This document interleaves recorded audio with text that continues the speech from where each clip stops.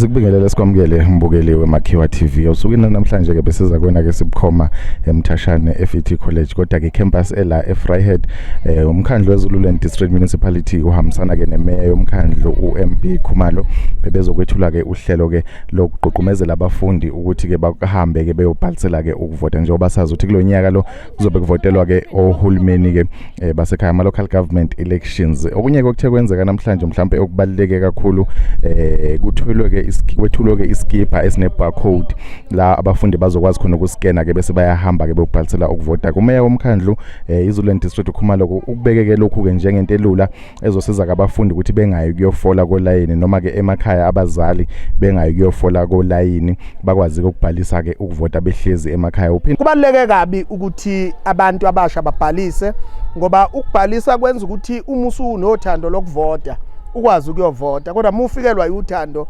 lokuvota ungabhalisile awukwazi ukuvota. Kodwa futhi okwesibili uhulumeni uyasizakala ngabantu abasuke bebhalisela ukuvota ngoba kunezimali uhulumeni azabayo ezabela uhulumeni wesifundazwe, azabela uhulumeni wesifunda, azabela uhulumeni basekhaya. Leyo mali ibizwa ukuthiwa i-equitable share. I-equitable share uhulumeni uyaba ngenani uyikhipha ngomuntu. So kusho ukuthi abantu mabe baningi ngaphansi kwalowo masipala nemali izobaningi.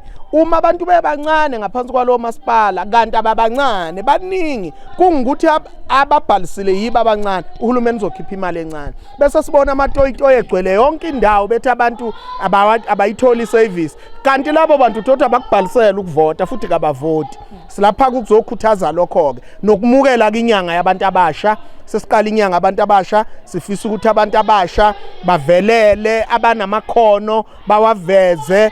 Sifuna nje ukusebenzisa kakhulu lenyanga ukuthi abantu abasha bazuze. Yikho sizoba nomcimbi lo we-unemployed graduate dialogue nayo sizoyenza ngayo uJuni ngoba sithinta abantu abasha. 343 years abantu abamnyama behlukumezekile, becindezelekile, behlupheka kangangokuthi kukhona abantu abasha abangakaze bababona abazali babo ngenxa yokuthi bafa befela inkululeko. Iyalwelwa lenkululeko kwachitheka igazi. Ngakho ke sizokhuthaza abantu abasha ukuthi abakuthathe lokhu njengokunqoba kwabantu abamnyama. Nomeya ke umkhandlu wakhona la kuyilocal abaqulusi ufikile ke naye ke wathula ke eyakhe ke inkulumo. Mhlambe bafundi ngicela ukuthi nginibonge ukuba nichoose ukuzoqhuba izifundo zenu kwi-TVET College. Hlonishwa uDeputy Mayor Somlomo, ukufunda kuhambisana nama-fashion. Iy'ngane zethu iningi lazo zibona sengathi into efaneleyo ukuthi uma uqeda esikoleni uye e-university. I-TVET College ithathwa njengento engekho kwi-fashion kakhulu.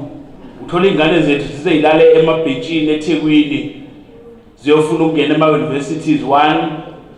Ama-requirements aziwamithi ziwushiye uMthashane ngoba ithatha ngokuthi akukho kwi-fashion kuya kwi-TVET College. Kodwa mina ngingakubalela abantu baze bedlule kuyo yonke iminwe yami ngisho ey'nyawo. Ngibala abantu abaphumelele empilweni kodwa befunde kuma-TVET colleges. Abantu abenze umnikelo omkhulu emphakathini bathuthukisa imphakathi bengakaze bafike e-university begcine kuma-TVET colleges. Ngakho ke ichoice enayenza ukuba maniqeda esikoleni nizofunda eMthashane anizange nenze iphutha. Ngiyanibongela kakhulu kulokho.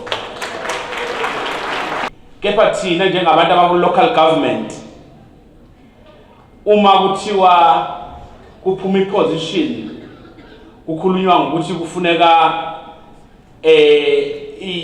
amaphepha okufunda, sithola ku-apply abantu abangaphezulu ka-500 for i-position eyodwa.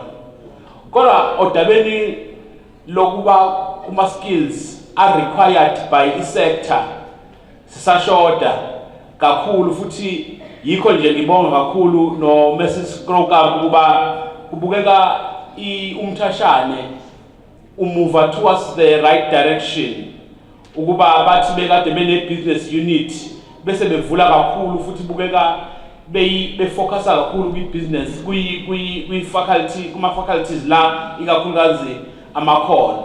ngoba le ama skills is very important ukwedlula yonke enye into. Njengamanje umkhandlu uxakwe ama potholes, njengamanje umkhandlu uxakwe ngama water leaks, njengamanje umkhandlu uxakwe ama interruptions ezingeni likagesi.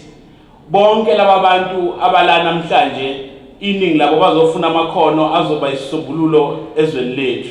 Ngakho sikwazi ukuthatha kancane lokho.